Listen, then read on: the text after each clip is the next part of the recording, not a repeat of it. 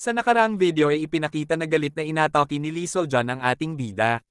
Ngunit inilagan ito ng ating bida at inatake ito pabalik sa binti, tiyan, at mukha.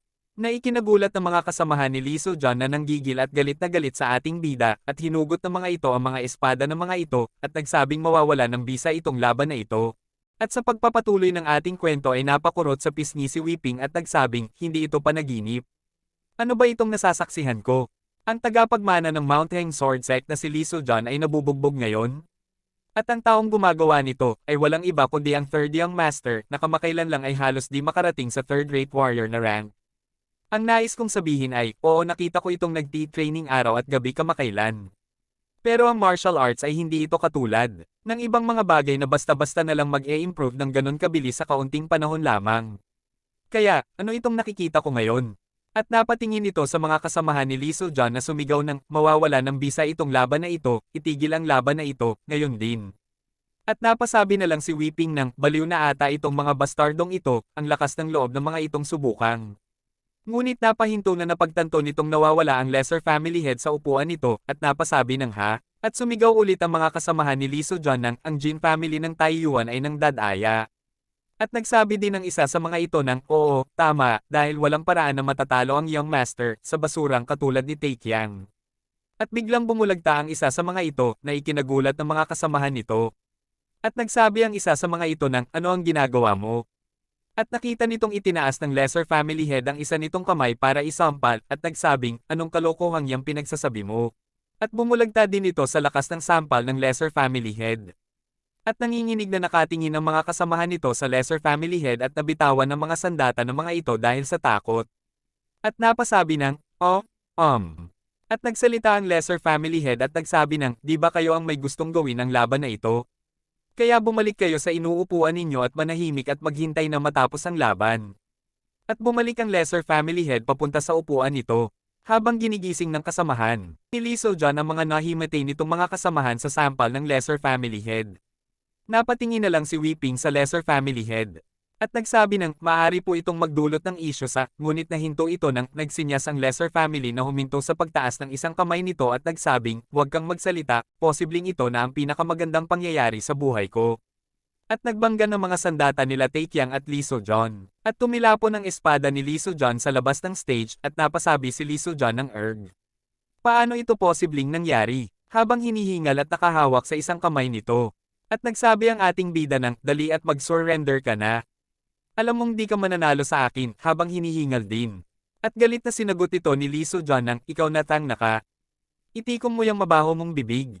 At naglabas ng enerhiya sa katawan nito at inipon sa pagitan ng mga palad nito na ikinagulat ng ating bida. At sumulong si Lee Seol-jan para umatake sa ating bida. At itinaas ng ating bida ang spear nito at umatake, ngunit nang malapit na ang spear nito sa ulo ni Lee Seol-jan ay naalala ng ating bida na kapag mapatay nito si Lee Seol-jan ay pwede ito magsanhi ng gyera. At napasabi ng, di ko dapat ito patayin.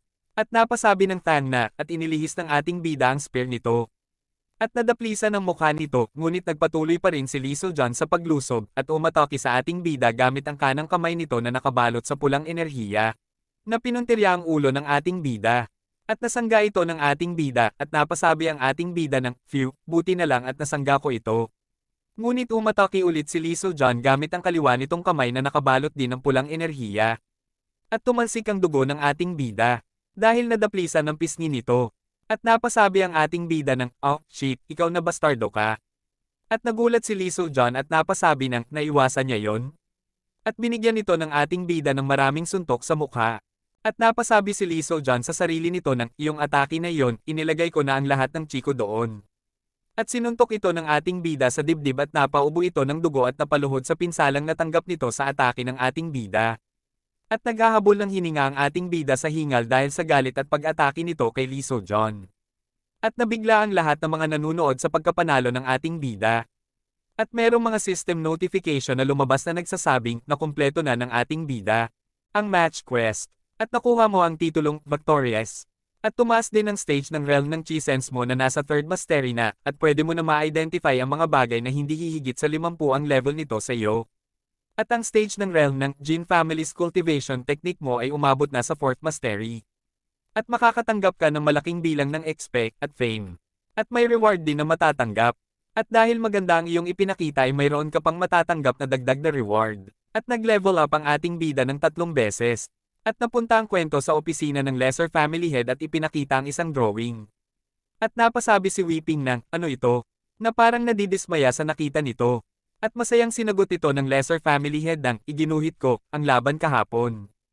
Ang main focus dyan ay ang pagkatalo ni Lee Seo-jeon at ang kamanghang-mangha na si Tae Kyang, ang nanalo. At ang background na himpapawid ay nagsisimbolo ng maliwanag na kinabukasan ng ating batang hero. At napasabing, ano sa tingin mo? Maganda ito, di ba? Di ba ang ganda ng pagka-drawing? At naiinis na sinagot ito ni Weeping ng, ang dami mong hinahabol na gawain at sasabihin mong nagdo-drawing ka lang sa isang buong araw para lang sa drawing na ito? Nasisiraan ka na ba ng bait? At sinagot lang ito ng lesser family head ng, oh. Kaya nga nag-drawing pa ako ng isa, mamaya ko na sana ito ipapakita sa'yo, kaso ang talas ng mata mo. At may kinuha ang lesser family head sa damit nito at ibinigay kay Weeping. At naaasar itong tinanggap ni Weeping. At naglakad ang lesser family head at nagsabing, yang isa na yan ay tungkol yan sa pagkatapos ng laban. At ang main focus dyan ay ang batang hero ay hindi na satisfied sa laban, kaya nagmamakaawa itong bumalik sa pagti-training. At ang background dyan ay inilarawan ng mga taong nakasaksi sa kamanghang-mangha na pangyayari na nakita ng mga ito. At nagsabi si Weeping ng, okay, aaminin ko na, nagulat din ako dito. At nagsabing, ang third young master ay talagang nagbago na. At sinagot agad ito ng lesser family head ng, tama, pati rin ako nabigla din dito. At masayang sinabi ng lesser family head na, sino naman ang mag-aakalang mangyayari ang araw na ito. Ang nakakabata kong kapatid ay sa wakas ay lumitaw bilang isang divine hawk. At nabigla si Weeping at nababahala sa mga pinagsasabi ng lesser family head. At nagsabi ang lesser family head ng, Weeping, naririnig mo ba yon, ang malakas na pagaspas ng pakpak ng ating Tae Kyang, habang nakataas ang kamay nito sa tuwa. At nabigla sila nang may isang kalapati na dumapos sa palad ng lesser family head at napasabi ng, isa itong messenger pigeon. At kinuha ng lesser family head ang sulat na nakalagay sa isang lalagyan na nasa paa ng kalapati. At binasa ito ng lesser family head at nabigla ito sa nabasa nito. At nagsabi kay Weeping ng, meron tayong problema. Ano kaya ang laman ng sulat? At bakit nasabi ng lesser family head na meron silang problema? At ano kayang klaseng problema ito? At kaya naman kung gusto mong subaybayan ng ating kwento ay huwag mong kalimutang i-click ang notification bell pagkatapos mong mag-subscribe.